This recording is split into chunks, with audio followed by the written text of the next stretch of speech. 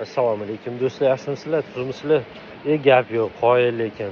Kommentariyalarda hammasida chiroyli gaplar bo'lyapti, lekin jaydarchasiga aytganda katta bir podani bitta chiroq tana bulg'aydi deganda, endi uzr kechirasizlar, odamlar shuncha jon kuydirib bir narsalar qilyotibdi. Bitta aqlli chiqib olib, o'zicha bir g'alati aqlli gaplar yozadi-da. Men qoyil qolaman shularga borib.